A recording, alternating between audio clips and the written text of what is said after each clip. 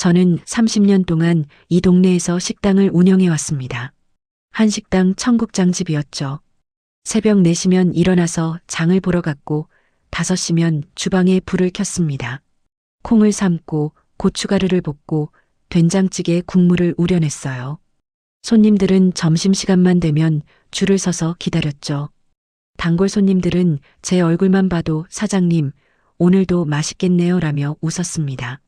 30년이라는 시간이 쌓이면서 가게는 점점 커졌어요. 처음엔 테이블 5개짜리 작은 가게였는데 옆 가게까지 매입해서 20개 테이블로 늘렸습니다. 직원도 7명이나 됐죠. 아침부터 저녁까지 손님들로 북적였어요. 그런데 문제는 며느리였습니다. 아들 민수가 수진이를 데려왔을 때부터 느낌이 이상했어요.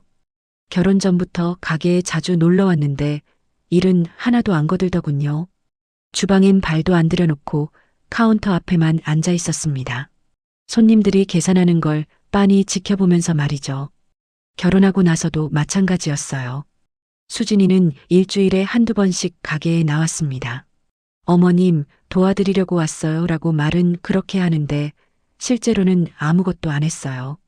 설거지는커녕 테이블 닦는 것도 안 했죠.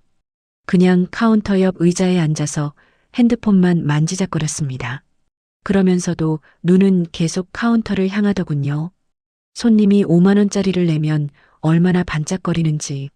카드를 긁을 때마다 고개를 빼꼼 내밀어서 금액을 확인했어요. 저는 그 모습이 영 못마땅했습니다. 돈만 밝히는 것 같아서 말이죠. 수진아, 주방 좀 도와줄래? 팔아도 좀 다듬고. 제가 그렇게 말하면 수진이는 대충 웃으며 피했어요. 어머님, 저 요리는 진짜 못해요. 오히려 방해될 것 같아요. 그러면서 민수한테는 다르게 굴었죠. 민수가 가게 일을 거들 때면 달라붙어서 이것저것 챙겼습니다. 물수건 가져다주고 물 따라주고 등 두드려주고. 민수는 그게 좋은가 봐요.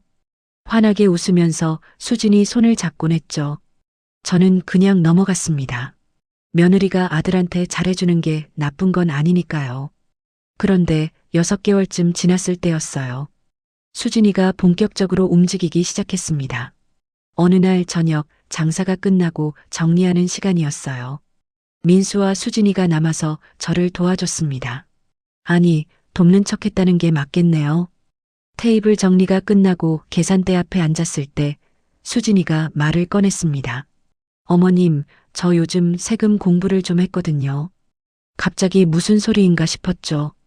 수진이는 결혼 전에 인터넷 쇼핑몰에서 옷 파는 일을 했다고 들었어요. 세금이랑은 거리가 먼 사람이었는데 말이죠. 세금이 왜? 제가 물었더니 수진이는 핸드폰을 꺼내 들었습니다. 화면에는 뉴스 기사가 떠 있었어요. 어머님, 요즘 자영업자들 세금 폭탄 맞는 거 뉴스에 나오잖아요. 특히 매출 많은 식당들이요. 수진이는 기사를 스크롤하면서 보여줬습니다. 종합소득세가 어쩌고, 부가가치세가 어쩌고, 저는 잘 모르는 용어들이 가득했어요. 30년 동안 가게를 운영했지만 세금은 늘 세무사한테 맡겼거든요. 복잡한 건 제 머리로 감당이 안 됐죠.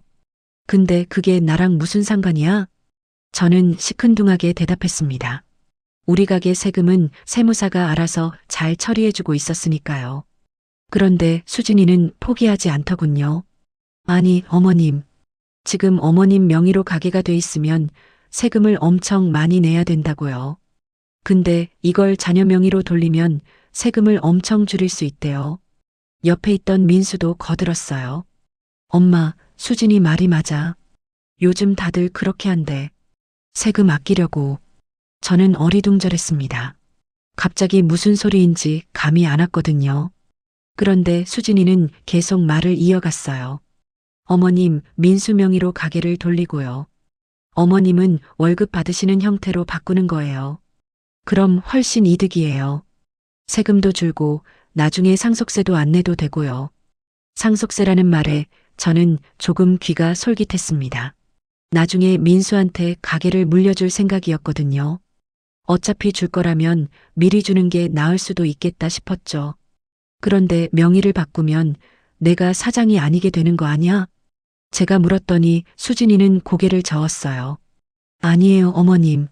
명의만 바뀌는 거지. 어머님은 계속 가게를 운영하시면 돼요.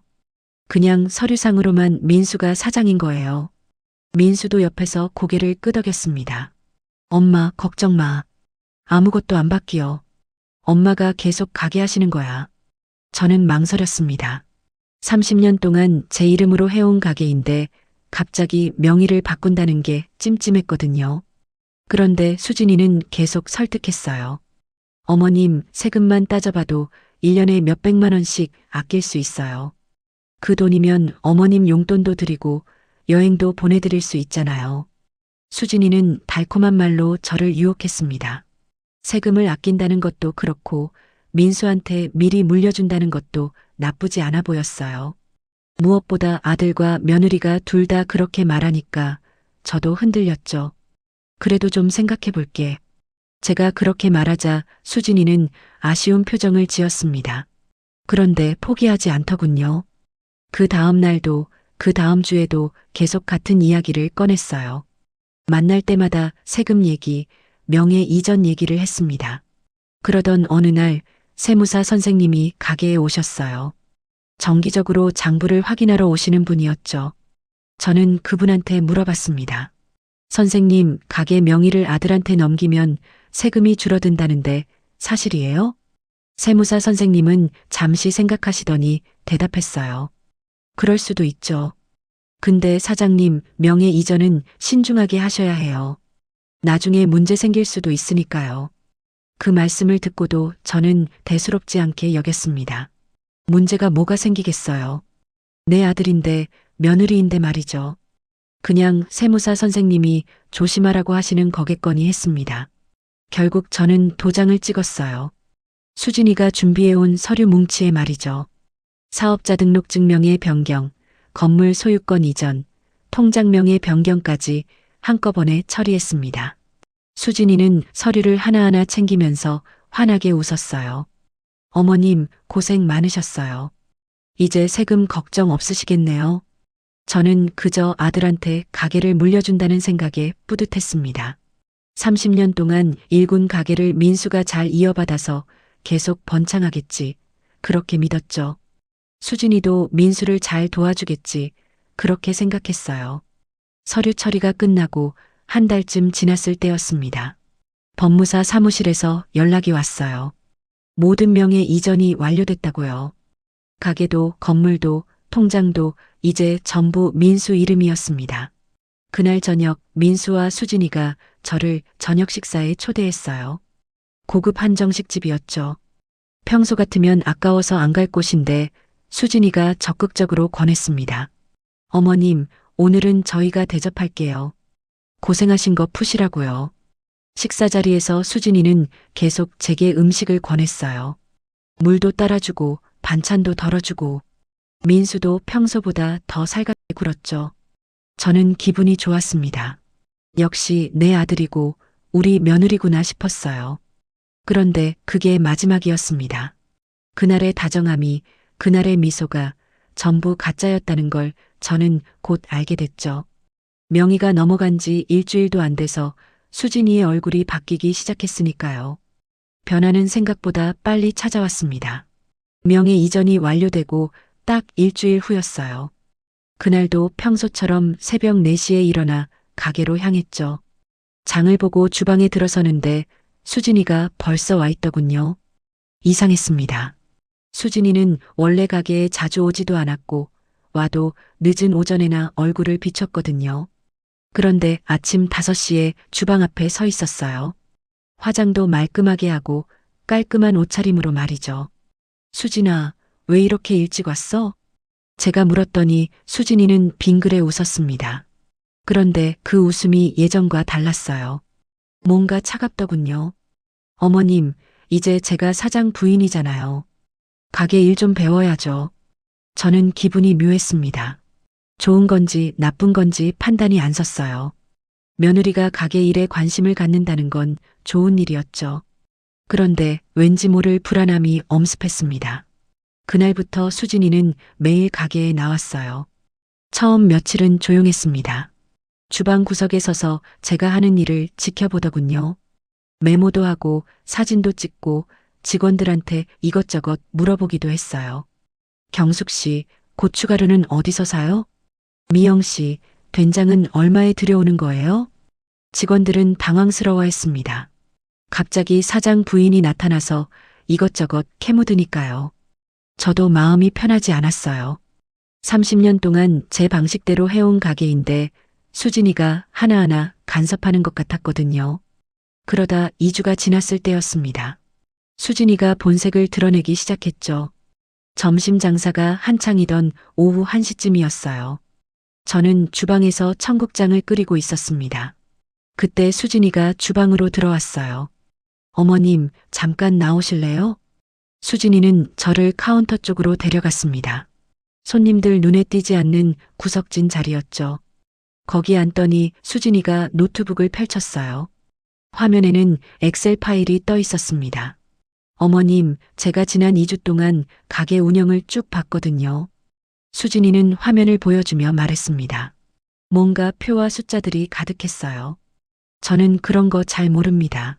30년 동안 손으로 장부 적어가며 가게를 운영했지 컴퓨터는 익숙하지 않았거든요. 근데 어머님, 인건비가 너무 많이 나가요. 수진이는 손가락으로 화면을 가리켰습니다. 직원 7명의 급여 내역이었어요. 주방장 경숙 씨 월급 280만 원, 보조 미영 씨 240만 원, 홀 서빙 직원들 각각 230만 원씩 다 합치면 한 달에 1,700만 원 정도 나갔죠. 그게 뭐 어때서? 다들 오래 일한 사람들이야. 경숙이는 15년 됐고 미영이는 10년 넘었어. 제가 대답했더니 수진이는 고개를 저었어요. 어머님, 요즘 시급이 얼마인지 아세요? 최저시급 받는 사람 쓰면 훨씬 싸게 들어가요. 저는 기가 막혔습니다. 우리 직원들은 그냥 일꾼이 아니었어요. 15년, 10년을 함께한 식구 같은 사람들이었죠. 손님들도 경숙이가 끓인 된장찌개 맛을 보러 오고 미영이가 담근 김치를 먹으러 왔습니다. 수진아, 그 사람들은 그냥 직원이 아니야. 우리 가게를 지켜온 사람들이라고 제가 단호하게 말했습니다. 그런데 수진이는 별로 개의치 않는 표정이었어요. 어머님, 그건 어머님 생각이고요. 이제는 제대로 경영을 해야죠. 감정으로 장사하면 안 돼요. 감정으로 장사한다는 말에 저는 화가 치밀었습니다. 30년 동안 이 가게를 일궈온 게 감정 때문이라고요? 저는 참고 또 참았어요. 며느리랑 싸우고 싶지 않았거든요. 그날 이후 수진이의 태도는 더 노골적으로 변했습니다. 다음 날 아침 수진이가 출근하자마자 저를 불렀어요. 어머님, 오늘부터 주방은 경숙 씨한테 맡기세요. 갑자기 무슨 소리인가 싶었죠. 30년 동안 제가 주방을 지켜왔는데 누구한테 맡기라고요? 무슨 소리야? 주방은 내가 해야지. 제가 당황해서 물었더니 수진이는 태연하게 대답했습니다. 어머님, 이제 사장은 민수잖아요. 어머님은 주방장이시니까 주방장 일만 하시면 돼요. 주방장이라는 말에 저는 어이가 없었어요. 저는 사장이었습니다. 30년 동안 이 가게의 주인이었죠. 그런데 갑자기 주방장이라니요. 수진아, 장난해? 내가 사장이야. 제가 목소리를 높이자 수진이는 노트북을 다시 펼쳤습니다. 화면에는 사업자 등록증이 떠 있었어요. 거기엔 분명히 적혀 있었죠. 대표자 이름 김민수. 어머님, 서류상으로는 민수가 사장이에요. 어머님께서 직접 도장 찍으셨잖아요. 수진이는 차갑게 말했습니다. 저는 그제야 깨달았어요. 명의를 넘긴다는 게 이런 의미였구나. 단순히 서류만 바뀌는 게 아니라 제자리까지 빼앗기는 거였구나. 그래도 이 가게는 내가 30년 동안 일군 거야. 내가 주인이라고. 제가 항변했지만 수진이는 웃기만 했습니다. 어머님, 법적으로는 민수가 주인이에요. 어머님은 이제 직원이시죠. 물론 주방장이니까 대우는 해드릴게요. 직원이라는 말에 저는 온몸에 소름이 돋았어요. 제 가게에서 제가 직원이 됐다니 도저히 믿을 수가 없었습니다. 그날 저녁 민수한테 전화했어요. 아들한테라도 하소연하고 싶었죠.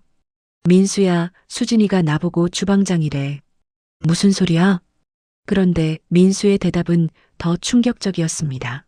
엄마, 수진이 말이 맞아. 이제 법적으로는 내가 사장이잖아. 엄마는 주방 일만 하시면 되지. 제 아들이, 제가 30년 동안 키운 아들이 이런 말을 하다니. 저는 말문이 막혔어요. 다음 날부터 수진이는 더 노골적으로 굴었습니다. 출근하자마자 직원들을 모아놓고 말했어요. 오늘부터 제가 경영을 맡을 거예요. 어머님은 주방장으로 계실 거고요. 직원들은 어리둥절한 표이였죠. 경숙 씨가 조심스럽게 물었습니다. 사장님은 어쩌고요? 수진이는 저를 가리키며 대답했어요. 어머님은 이제 주방장이세요. 주방 일만 담당하시죠. 저는 그 자리에서 벌떡 일어났습니다. 참을 수가 없었어요. 수진아, 지금 뭐 하는 거야? 이 가게는 내 가게라고. 제가 소리치자 수진이는 여전히 침착했습니다. 어머님, 큰 소리 내지 마세요. 손님들 놀라잖아요. 그리고 어머님, 월급 얘기 좀 해야 할 것 같은데요. 월급이라는 말에 저는 더 어이가 없었어요. 무슨 월급? 수진이는 다시 노트북을 펼쳤습니다. 화면에는 급여 명세서가 떠 있었어요. 어머님께 월 300만 원 드리려고요. 주방장 대우니까 다른 직원들보다는 많이 드리는 거예요. 근데 솔직히 좀 세긴 하네요. 300만 원이라고요? 이 가게가 한 달에 순이익만 3천만 원씩 남는데 저한테 300만 원을 준다고요? 수진아, 정신 차려. 이 가게 주인이 누군데? 제가 떨리는 목소리로 말했습니다. 그런데 수진이는 비웃기만 했어요. 어머님, 주인은 민수예요. 서류도 다 넘어갔고요. 어머님이 직접 도장 찍으셨잖아요. 이제 어머님은 우리 가게 직원이세요. 주방장, 월급 300만 원. 불만 있으면 그만두셔도 돼요. 그만두라는 말에 저는 몸이 떨렸습니다. 30년을 일군 제 가게에서 제가 쫓겨날 수도 있다는 생각이 들었거든요. 수진이는 이미 각본을 다 짜놓고 저를 몰아붙이고 있었어요. 저는 그날 밤 한숨도 못 잤습니다. 명의를 넘긴 게 이렇게 큰 실수였다니. 세무사 선생님이 조심하라고 했던 말이 귓가에 맴돌았죠. 하지만 이미 늦었습니다. 모든 서류는 민수 이름으로 바뀌었고 저는 제 가게에서 직원이 돼버렸으니까요. 국산이나 중국산이나 똑같아요. 직원이 된 첫 주는 지옥이었습니다. 30년 동안 내 방식대로 해온 가게에서 이제는 수진이 눈치를 봐야 했어요. 출근 시간도 정해졌죠. 아침 5시 반까지 출근, 저녁 7시까지 근무. 늦으면 수진이가 문자를 보냈습니다. 어머님, 출근 시간 지키세요. 저는 이를 악물고 참았어요. 제 가게인데, 제가 만든 가게인데 말이죠. 하지만 서류상으로는 민수 이름이었고 수진이는 그걸 무기로 저를 짓눌렀습니다. 명의가 넘어간 지 3주쯤 됐을 때였어요. 수진이가 주방 창고를 뒤지기 시작했습니다. 고춧가루 포대를 열어보고 된장 항아리를 확인하고 참기름 병을 들여다봤죠. 그러더니 사무실로 저를 불렀어요.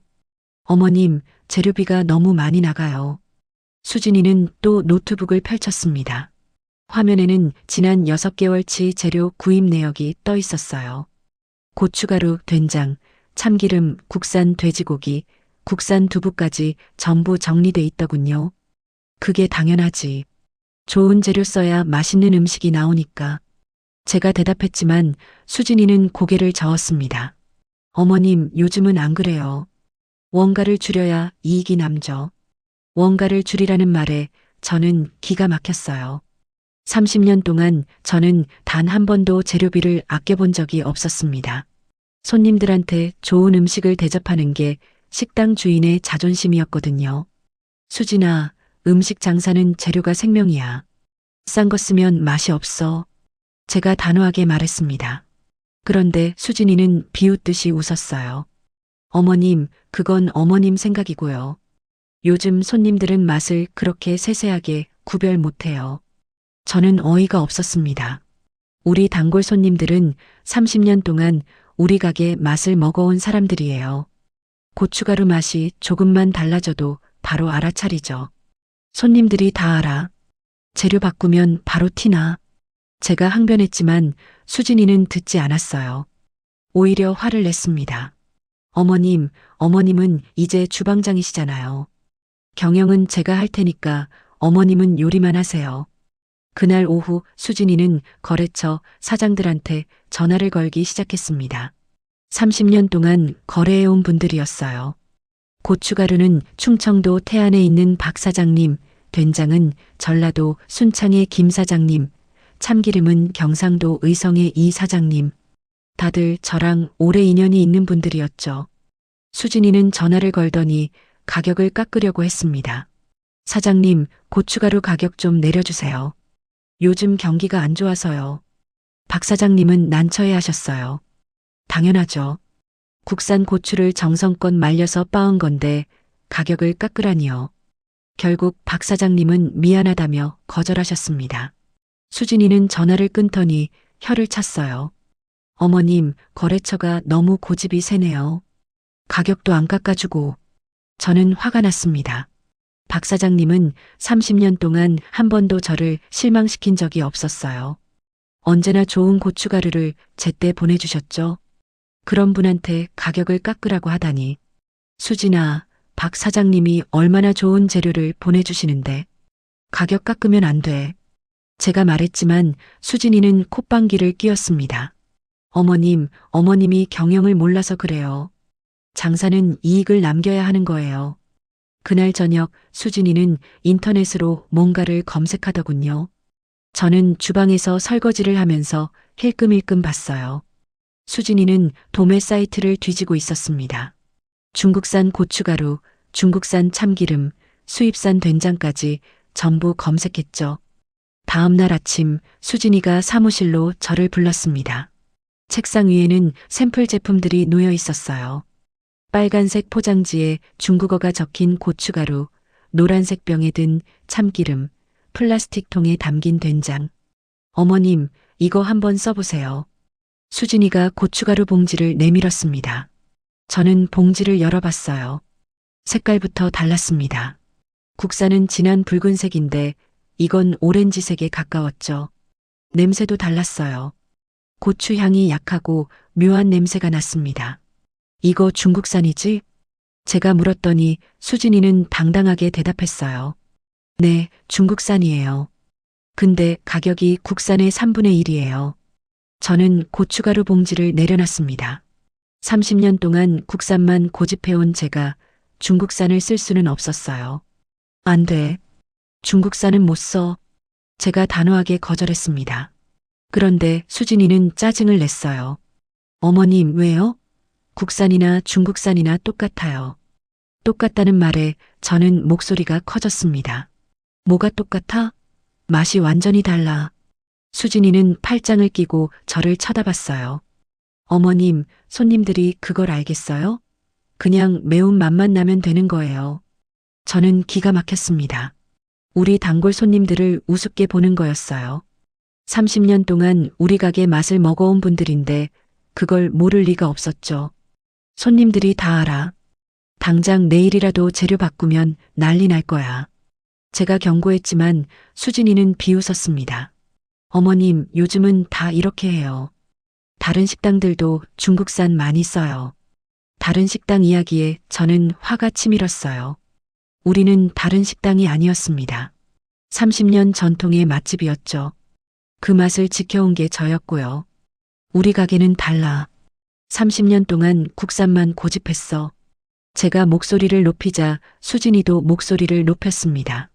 어머님이 경영을 몰라서 그래요. 이익을 남겨야 장사가 되는 거예요.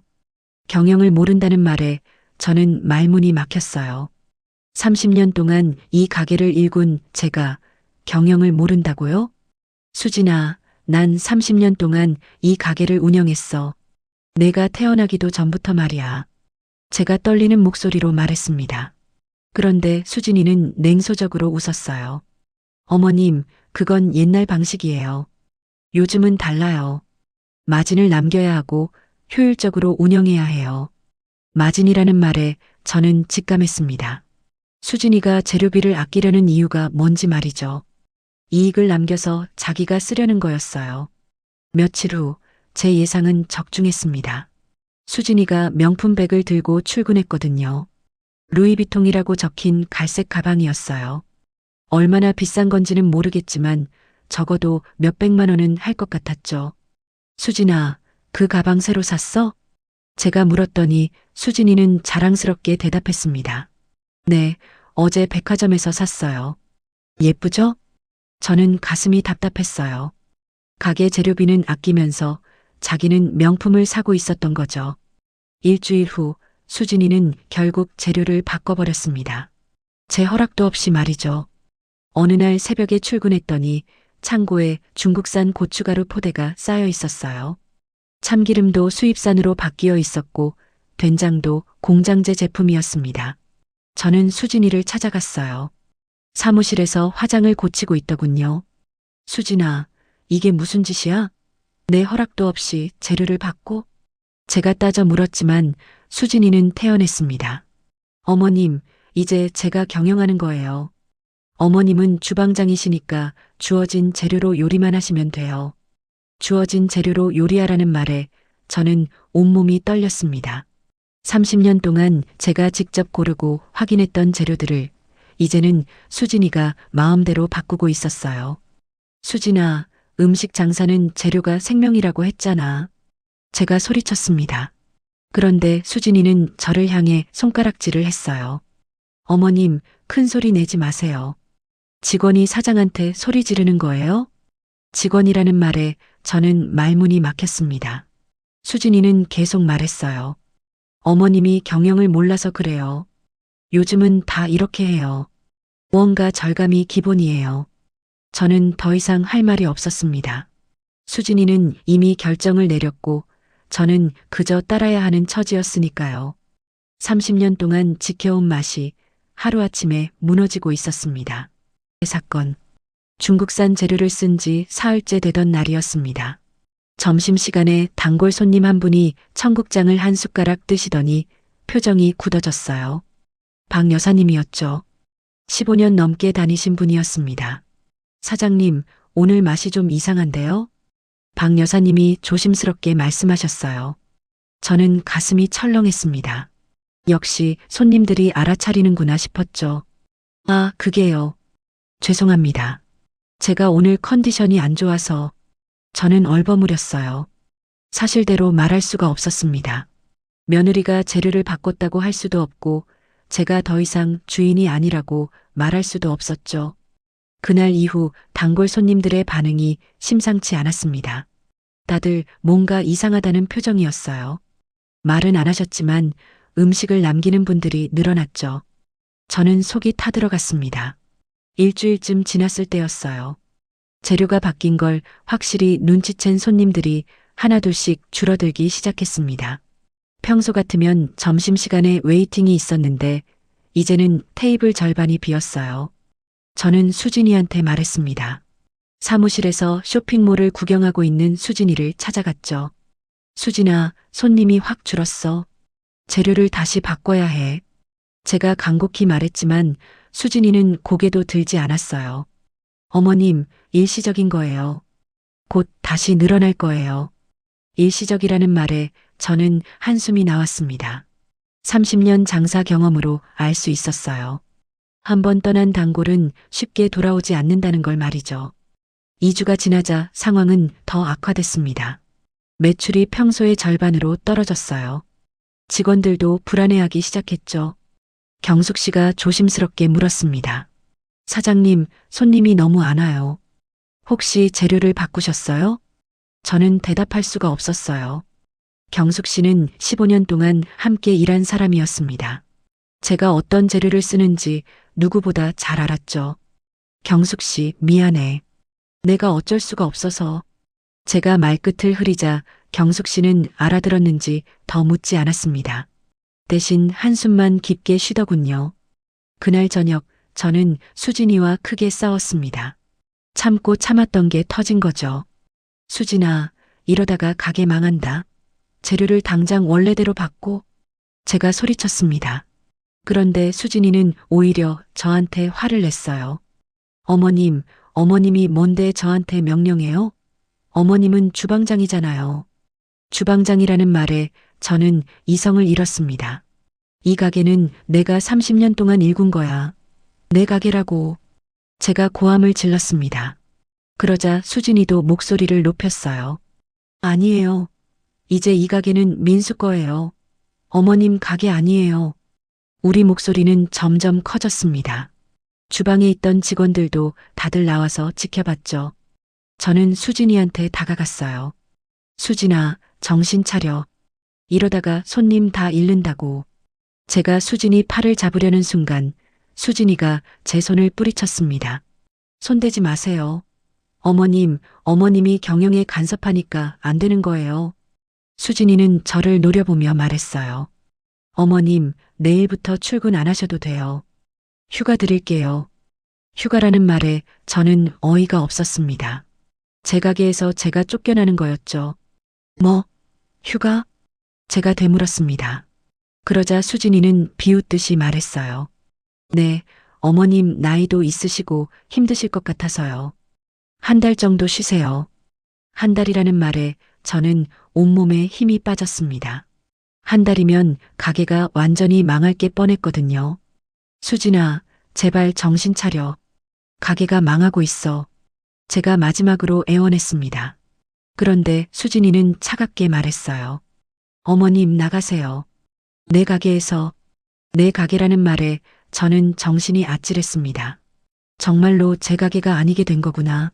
명의를 넘긴 게 이런 결과를 낳은 거구나. 저는 그날 집으로 돌아갔습니다. 30년 만에 처음으로 제 의지가 아닌 상황에서 가게를 떠났죠. 집에 돌아와서 하염없이 울었어요. 그런데 진짜 문제는 그 다음부터 시작됐습니다.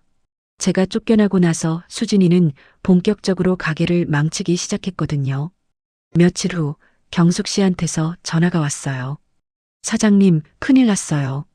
수진 씨가 손님한테 대들었어요. 저는 깜짝 놀라서 물었습니다. 뭐? 무슨 일이야? 경숙 씨는 떨리는 목소리로 설명했어요. 점심시간에 한 손님이 청국장이 맛없다고 불평했대요. 그런데 수진이가 그 손님한테 따졌다는 거죠. 맛없으면 다른 데 가세요. 여기 말고 식당 많아요. 손님은 화가 나서 음식값도 안 내고 나갔다고 했습니다. 저는 기가 막혔어요.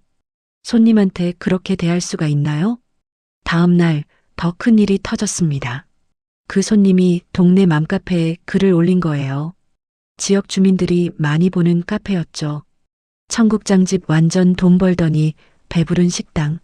맛도 예전만 못한데 사장이 불평하니까 나가래요.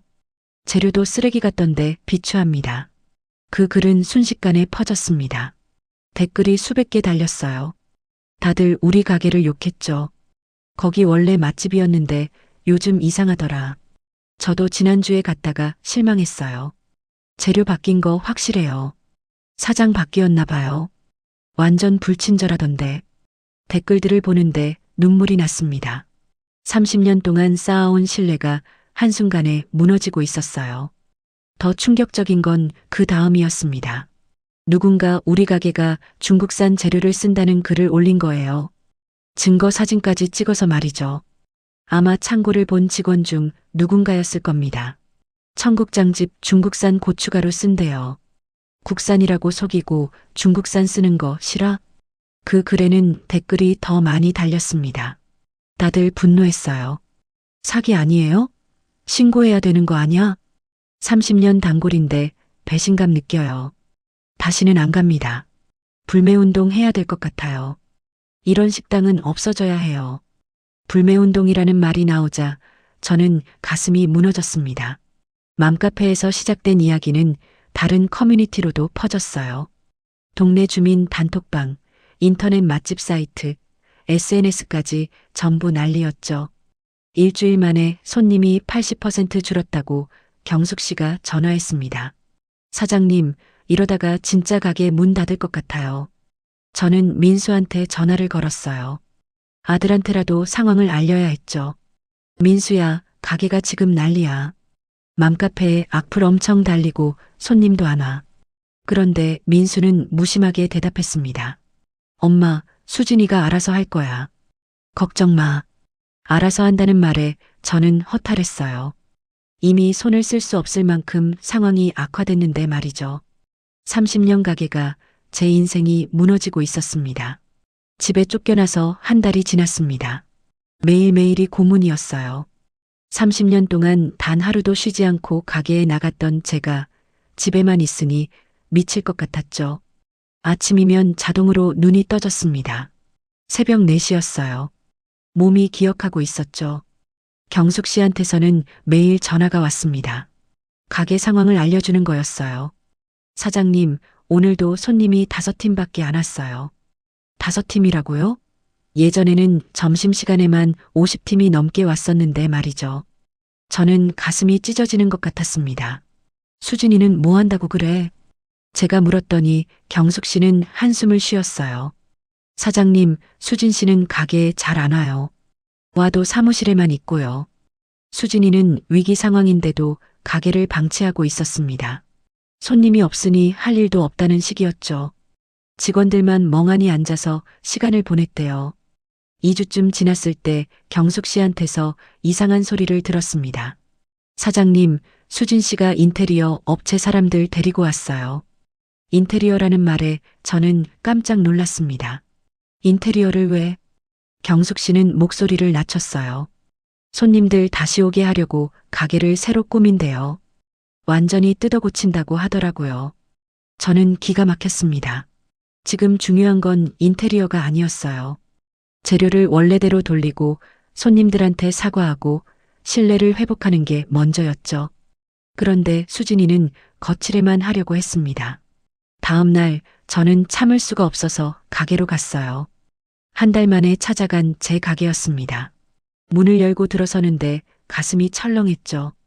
가게 안은 난장판이었습니다. 테이블은 전부 치워져 있고 벽지는 뜯겨나가고 바닥은 공사자재로 어질러져 있었어요.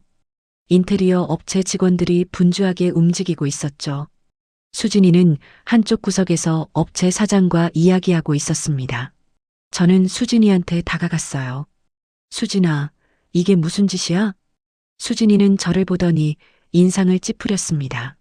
어머님, 왜 오셨어요? 휴가 중이시잖아요. 저는 참았던 화가 터져 나왔어요. 휴가가 무슨 휴가야? 이 가게 망하는 꼴을 보고만 있으라고? 수진이는 팔짱을 끼고 저를 쳐다봤습니다. 어머님, 걱정 마세요. 제가 다 계획이 있어요. 계획이라는 말에 저는 비웃음이 나왔어요. 무슨 계획? 재료 바꿔서 손님 다 일어놓고 이제 인테리어로 해결하겠다고? 수진이는 자신만만하게 대답했습니다. 어머님, 요즘은 분위기가 중요해요. 가게를 예쁘게 꾸미고 SNS에 올리면 손님들 다시 와요.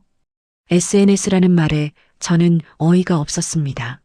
맘카페에 악플이 수백 개 달린 가게를 SNS로 살리겠다고요?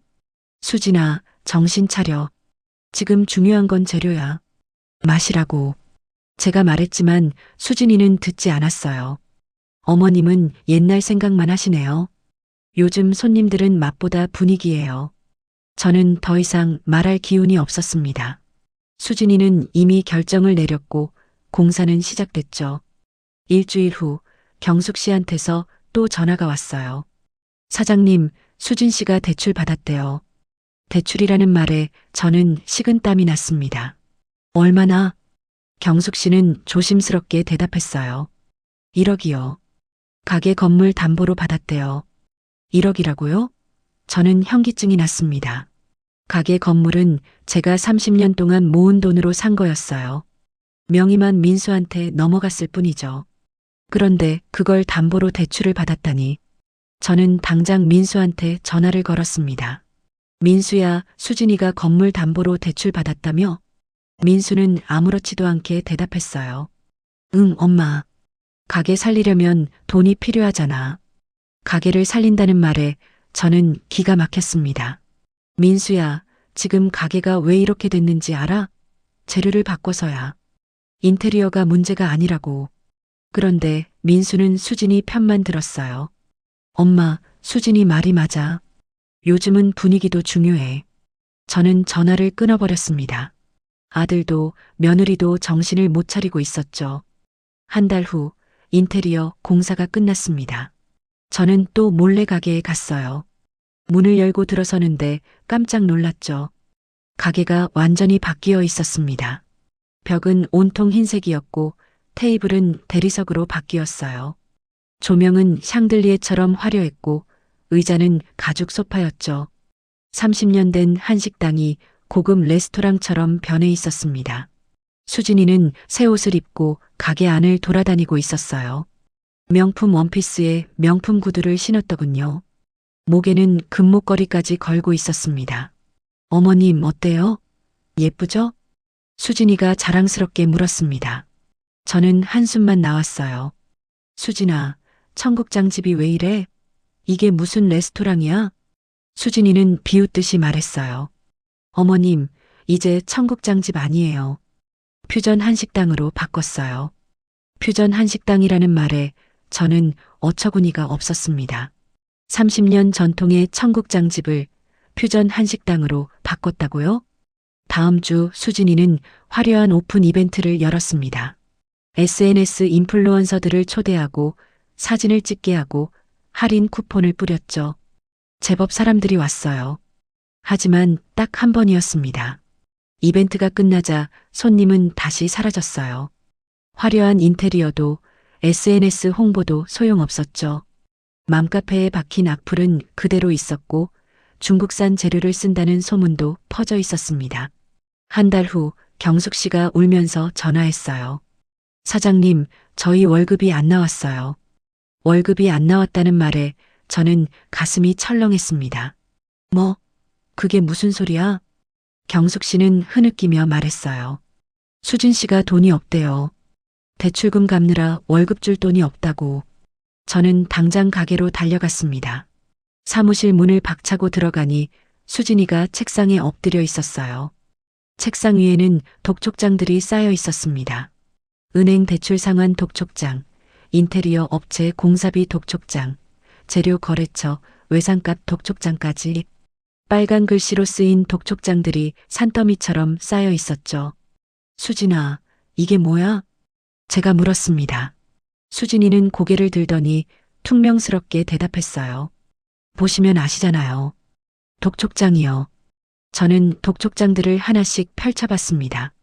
대출금 원금 1억에 이자가 500만 원, 인테리어 공사비 3천만 원, 외상값 1,500만 원.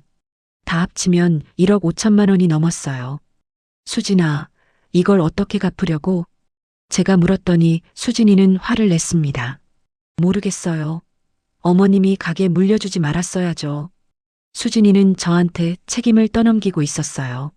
자기가 재료 바꾸고 손님한테 대들고 무리한 대출 받아서 인테리어 한 건 까맣게 잊고 말이죠.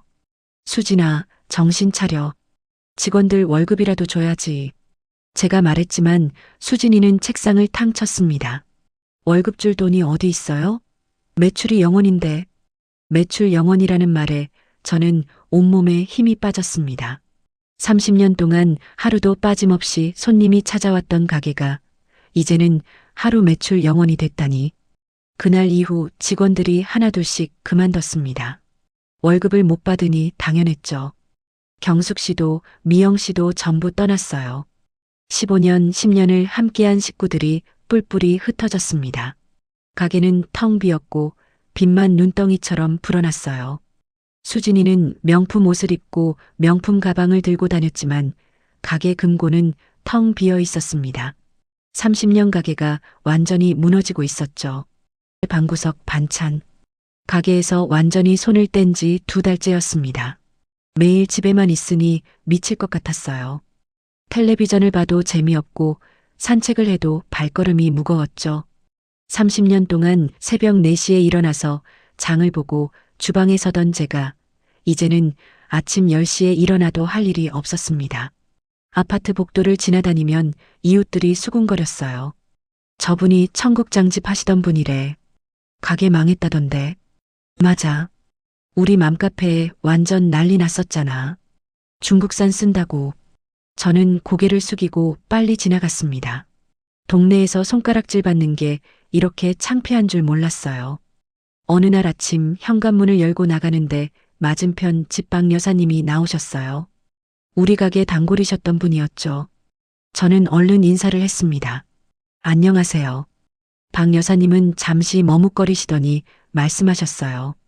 사장님, 요즘 어떻게 지내세요? 가게는 어떻게 됐어요? 저는 대답하기가 민망했습니다. 그냥 쉬고 있어요. 박 여사님은 안타까운 표정을 지으셨죠. 사장님, 가게 음식이 진짜 맛있었는데 요즘 그 맛을 어디서도 못 먹겠어요. 그 말에 저는 가슴이 뭉클했습니다. 30년 단골 손님이 제 음식을 그리워하신다니 말이죠. 박 여사님, 감사합니다. 제가 인사를 하려는데 박 여사님이 물으셨어요. 사장님, 혹시 김치 좀 담가 주실 수 있어요?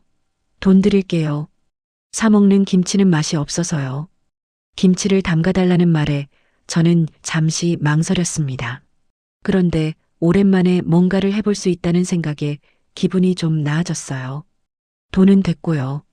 제가 심심한데 한번 담가 볼게요.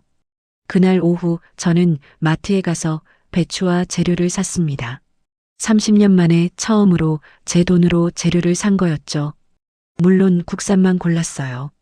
고춧가루도 태안 박 사장님한테 직접 전화해서 주문했습니다. 사장님, 저예요. 김장 좀 하려고 하는데 고춧가루 5kg만 보내주실 수 있어요? 박 사장님은 반가워하셨어요. 사장님, 오랜만이시네요. 요즘 어떻게 지내세요? 저는 사실대로 말씀드렸습니다. 가게를 며느리한테 빼앗기고 지금은 쉬고 있다고요. 박 사장님은 한숨을 쉬셨죠. 아이고, 그런 일이. 그래도 사장님 솜씨면 어디 가도 잘하실 거예요. 고춧가루는 이틀 후에 도착했습니다. 포장을 뜯는데 익숙한 향이 났어요. 30년 동안 맡아온 그 향이었죠. 저는 눈물이 날 뻔했습니다. 김장을 시작했어요. 배추를 다듬고 소금물에 절이고 양념을 만들었습니다. 손이 저절로 움직였어요. 30년 동안 수만 번 해온 일이었거든요. 양념을 만들 때는 특히 정성을 들였습니다. 고춧가루에 멸치 액젓을 넣고 새우젓을 다지고 찹쌀풀을 쑤어서 섞었어요. 마늘과 생강도 직접 갈았죠. 손맛이 들어가야 맛있는 김치가 된다는 걸 알았으니까요. 3일 후 김치가 완성됐습니다. 맛을 보는데 눈물이 났어요. 제 김치 맛이었습니다. 30년 동안 지켜온 그 맛이었죠. 박 여사님한테 가져다 드렸어요. 박 여사님은 김치를 한 젓가락 드시더니 눈이 커지셨습니다. 사장님, 이거 완전 예전 그 맛이에요.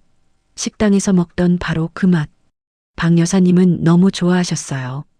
그날 저녁 박 여사님이 아파트 단지 단톡방에 글을 올리셨대요. 청국장집 사장님이 우리 동에 사세요. 김치 진짜 맛있어요.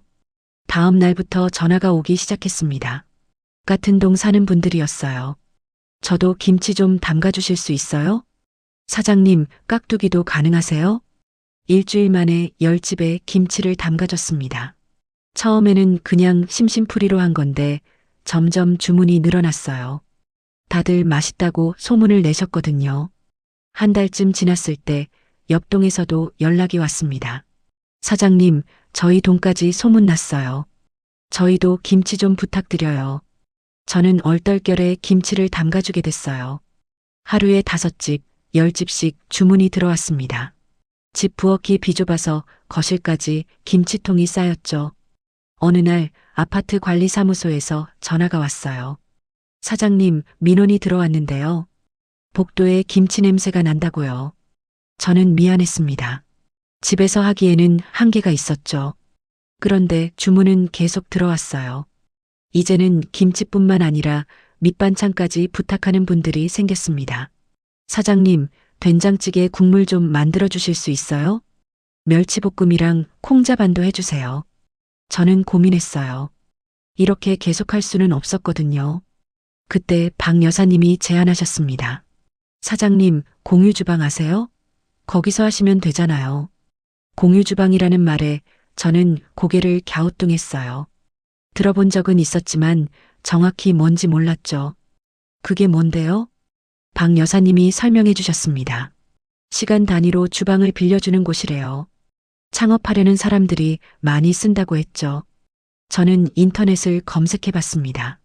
우리 동네에서 버스로 10분 거리에 공유 주방이 있었어요. 시간당 2만 원이었습니다. 다음 날 공유 주방을 찾아갔어요. 생각보다 깔끔했습니다. 큰 냉장고도 있고 가스레인지도 6개나 있었죠. 주방 기구도 다 갖춰져 있었어요. 여기서 반찬 만들어도 돼요? 제가 물었더니 공유 주방 운영자가 웃으며 대답했습니다. 그럼요. 그러려고 있는 곳이에요. 저는 하루 4시간씩 빌리기로 했어요. 아침 6시부터 10시까지였습니다. 30년 동안 익숙한 시간이었죠. 일주일 후 본격적으로 반찬 만들기를 시작했습니다. 김치, 깍두기, 멸치볶음, 콩자반, 된장찌개, 국물까지 5가지 메뉴였어요. 주문은 아파트 단톡방으로 받았죠. 반응은 폭발적이었습니다. 일주일 만에 주문이 50건을 넘었어요. 아파트 주민들이 너무 좋아하셨거든요. 이게 진짜 청국장집 맛이에요. 30년 먹던 그 맛 그대로예요. 입소문이 퍼지면서 다른 아파트에서도 주문이 들어왔습니다. 단톡방을 통해서 SNS를 통해서 소문이 났던 거죠. 한 달 후에는 주문이 200건이 넘었어요. 저는 공유 주방 시간을 하루 8시간으로 늘렸습니다. 새벽 4시부터 낮 12시까지 일했어요. 30년 습관이 돌아온 거죠.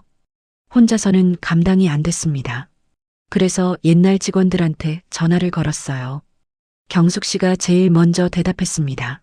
사장님, 저 불러주시는 거예요? 경숙 씨는 울먹이며 말했어요. 청국장집 문 닫고 나서 일자리를 못 구했다고 했죠. 경숙 씨, 나 좀 도와줄래? 월급은 300만 원 줄게. 수진이가 주려던 바로 그 금액이었습니다. 하지만 이번에는 제가 제 돈으로 주는 거였어요. 경숙 씨는 즉시 오겠다고 했어요. 미영 씨도 다른 직원들도 하나둘씩 돌아왔습니다. 30년 식구들이 다시 모인 거죠. 2개월 후 저는 조그만 사무실을 얻었어요. 주문을 받고 배송을 관리할 공간이 필요했거든요. 상호는 할매 반찬으로 정했습니다. 인터넷 쇼핑몰도 만들었어요. 박 여사님 며느리가 도와줬죠. 쇼핑몰을 오픈하자마자 주문이 폭주했습니다. 하루에 500건씩 들어왔어요. 전국 각지에서 주문이 왔죠. 서울, 부산, 대구, 광주까지. 다들 청국장집 그 맛을 찾는 분들이었습니다. 매출은 상상을 초월했어요. 한 달에 5천만 원을 넘었습니다. 직원도 10명으로 늘렸죠. 공유 주방도 2곳을 빌렸어요. 3개월 만에 제 통장에는 1억이 넘는 돈이 쌓였습니다. 30년 가게 운영하면서도 이렇게 빨리 돈을 벌어본 적이 없었어요. 비결은 간단했죠. 좋은 재료, 정성스러운 손맛, 그리고 정직함이었습니다. 저는 매일 새벽 4시에 일어나서 공유 주방으로 향했어요. 30년 전처럼 말이죠. 하지만 이번에는 달랐습니다. 제 이름으로, 제 방식으로 아무 눈치 안 보고 일할 수 있었으니까요. 할매 반찬을 시작한 지 3개월이 지났습니다. 이제는 직원이 20명이 넘었어요.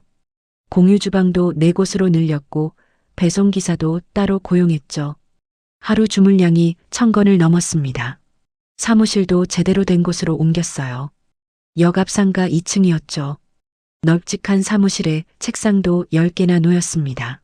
주문받는 직원, 포장하는 직원, 배송 관리하는 직원까지 전부 분업화됐어요. 통장 잔고는 2억을 넘었습니다. 30년 식당 운영하면서도 모으지 못한 돈이었죠.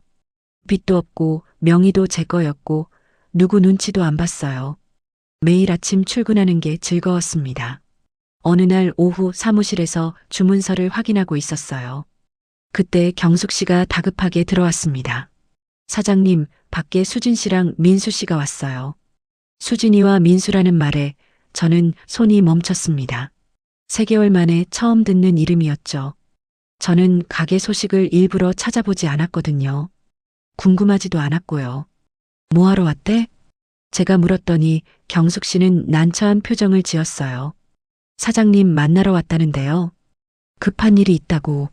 저는 한숨을 쉬었습니다.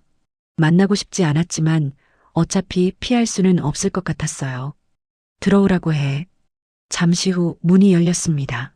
수진이와 민수가 들어왔는데 저는 깜짝 놀랐어요. 두 사람의 모습이 완전히 달라져 있었거든요. 수진이는 명품 옷 대신 낡은 트레이닝복을 입고 있었습니다. 얼굴은 헬쑥했고 머리는 푸석푸석했어요.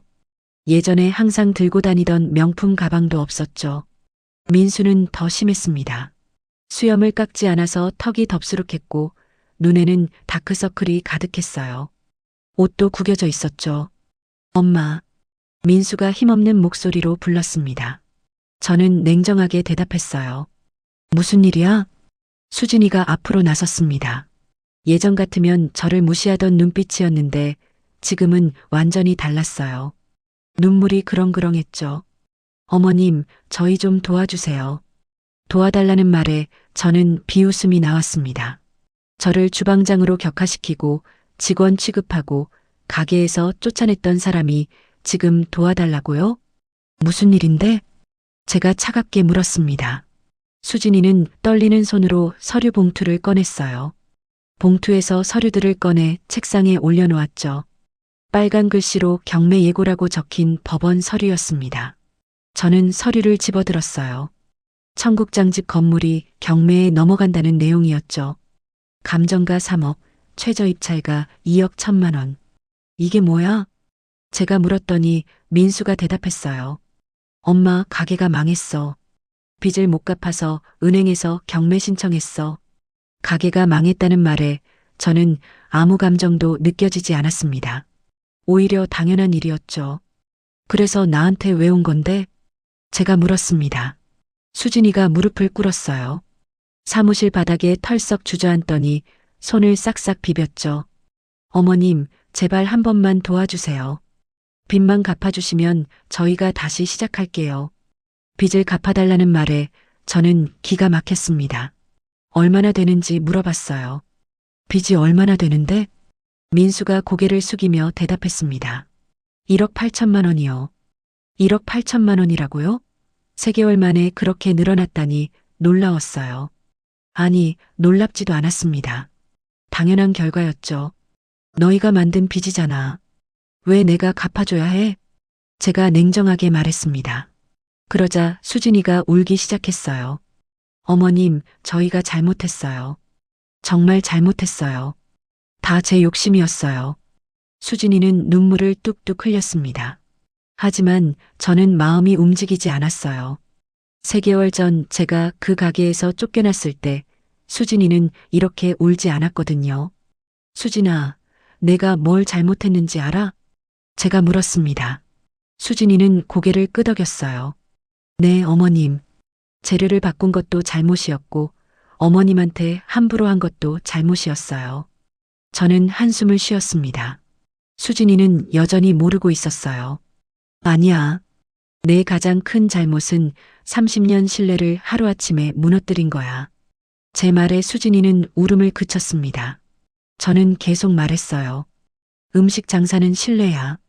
손님들이 30년 동안 우리 가게를 믿고 찾아왔던 이유는 맛 때문이었어. 그 맛을 지키려고 난 단 하루도 재료비를 아낀 적이 없었지. 수진이는 고개를 숙였습니다. 저는 서류를 책상에 내려놓았어요. 근데 넌 그걸 욕심 때문에 다 망쳤어. 명품 가방 사려고, 허세 부리려고 말이야. 민수가 끼어들었습니다. 엄마, 근데 엄마도 반찬 사업 잘 되잖아. 저희 좀 도와줘. 저희도 다시 시작할 수 있어. 다시 시작한다는 말에 저는 코웃음을 쳤어요. 민수야, 넌 아직도 몰라? 장사는 신뢰로 하는 거야. 너희는 이미 그 신뢰를 다 잃었어. 민수는 말문이 막혔습니다. 수진이가 다시 애원했어요. 어머님, 그럼 저희가 어머님 반찬 사업 도와드릴게요. 배송이든 포장이든 뭐든지 할게요. 반찬 사업을 도와주겠다는 말에 저는 황당했습니다. 지금까지 한 번도 일을 제대로 안 했던 사람이 갑자기 도와주겠다고요? 수진아, 너 진심이야? 제가 물었습니다. 수진이는 고개를 끄덕였어요. 네, 어머님. 진심이에요. 저희 정말 열심히 할게요. 저는 책상 서랍을 열었습니다. 거기서 명함 한 장을 꺼내 수진이 앞에 던졌어요. 이거 봐. 수진이가 명함을 집어들었습니다. 거기에는 할매 반찬 대표 김은숙이라고 적혀 있었죠. 제 이름이었습니다. 난 이제 내 사업을 하고 있어. 내 이름으로, 내 방식으로 말이야. 제 말에 수진이는 명함을 떨리는 손으로 쥐었어요. 그리고 난 이미 직원들이 있어. 경숙 씨, 미영 씨, 30년 동안 나랑 함께 일한 사람들이지. 저는 사무실 밖을 가리켰습니다. 경숙 씨와 미영 씨가 밖에서 일하고 있었죠. 저 사람들은 월급이 밀려도 참고 기다렸어. 힘들 때 옆에서 버텨줬고, 넌 그런 적 있어? 수진이는 대답하지 못했습니다. 저는 자리에서 일어났어요. 수진아, 민수야. 난 너희를 도와줄 생각 없어. 제 말에 두 사람의 얼굴이 새하얘졌습니다. 민수가 다급하게 말했어요. 엄마, 그래도 난 엄마 아들이잖아. 아들이라는 말에 저는 쓴웃음을 지었습니다. 아들, 아들이 엄마를 가게에서 쫓아내. 아들이 엄마를 직원 취급해. 민수는 말문이 막혔어요. 저는 냉정하게 말했습니다. 민수야, 넌 명예 넘겨받을 때 뭐라고 했어? 아무것도 안 바뀐다고 했잖아. 근데 결과가 뭐야? 민수는 고개를 숙였습니다. 저는 문을 열었어요. 이제 나가. 난 바빠. 내 직원들이랑 일해야 하니까. 직원들이라는 말에 수진이가 다시 무릎을 꿇었습니다. 어머님, 제발요. 한 번만 봐주세요. 하지만 저는 흔들리지 않았어요. 30년 동안 일군 가게를 빼앗긴 그 상처가 며느리한테 직원 취급당한 그 치욕이 아직도 생생했거든요. 수진아, 난 너희한테 이미 기회를 줬어. 30년 가게를 물려줬잖아. 근데 너희가 뭘 했어? 수진이는 대답하지 못하고 울기만 했습니다. 저는 마지막으로 말했어요. 너희는 이제 알아서 해. 노가다를 뛰든 아르바이트를 하든 빚은 너희가 갚아. 민수가 벌떡 일어났습니다. 엄마, 그래도 이럴 수 있어? 우리 가족인데. 가족이라는 말에 저는 코웃음을 쳤어요. 가족? 가족이 가족을 이렇게 대해? 너희가 먼저 가족을 버렸어. 저는 문을 활짝 열었습니다. 복도에서 경숙 씨와 미영 씨가 지켜보고 있었어요. 나가. 다시는 여기 오지 마. 수진이는 바닥에 엎드려 땅을 쳤습니다. 주먹으로 바닥을 치면서 울부짖었죠. 어머님, 어머님. 하지만 저는 돌아서 버렸습니다. 민수가 수진이를 일으켰어요. 두 사람은 비틀거리며 사무실을 나갔죠. 문이 닫히고 나서야 저는 한숨을 쉬었습니다. 가슴 한편이 아팠어요. 그래도 제 아들이고 며느리였으니까요. 하지만 후회는 없었습니다. 30년 동안 배운 게 있었어요. 장사는 신뢰로 하는 거고 욕심을 부리면 다 잃는다는 것. 그리고 내 것을 함부로 남한테 넘기면 안 된다는 것. 저는 다시 책상에 앉았습니다. 주문서가 쌓여 있었어요. 오늘도 1200건이 넘었죠. 저는 주문서를 하나씩 확인하기 시작했습니다. 창밖으로 수진이와 민수가 터덜터덜 걸어가는 모습이 보였어요. 수진이는 계속 울고 있었고 민수는 고개를 떨군 채 걷고 있었죠. 저는 창문을 닫았습니다. 이제 그들의 인생은 그들이 책임져야 했어요. 저는 제 인생을 살 거였고요. 경숙 씨가 들어왔습니다. 사장님, 괜찮으세요? 저는 고개를 끄덕였어요. 괜찮아. 이제 일하자. 오늘 배송 많이 나가야 하잖아. 저는 다시 주문서에 집중했습니다. 새 인생이 시작된 거였죠. 누구 눈치도 안 보고 제 방식대로 제 이름으로 사는 인생 말입니다.